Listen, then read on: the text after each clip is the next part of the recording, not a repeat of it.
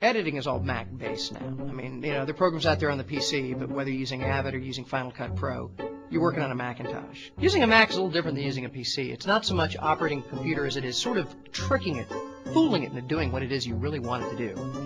You kind of have to sneak up on a Mac. I don't feel like I'm operating the Mac so much as I'm just there sharing the Mac experience. And if I can do something useful while the Mac is willing, so much the better. One of the coolest features of the Macintosh is it's really easy to shut down.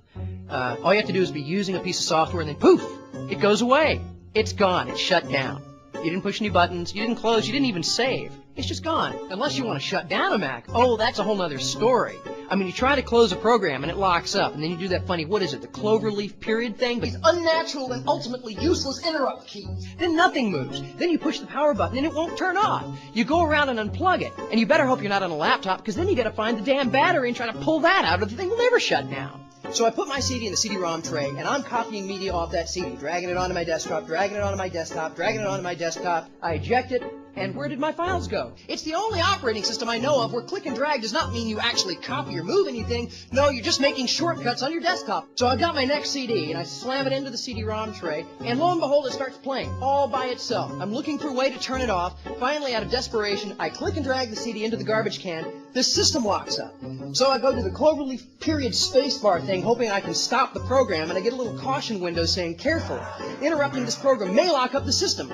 I try to click OK, but the system's already locked up! I like the handle here.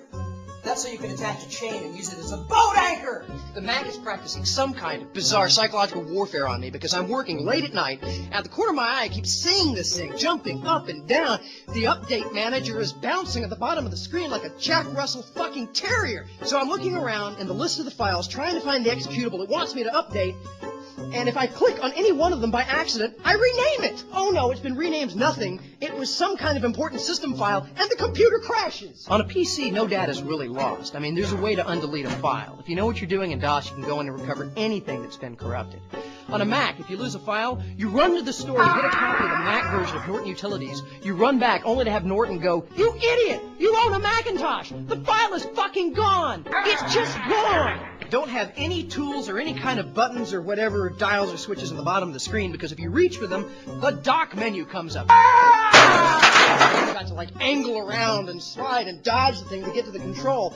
It's kind of like boxing with your computer. I can put it on the bottom, I can put it on the left, I can put it on the right. No, I can't put it on the top. That's reserved for the mighty blue apple.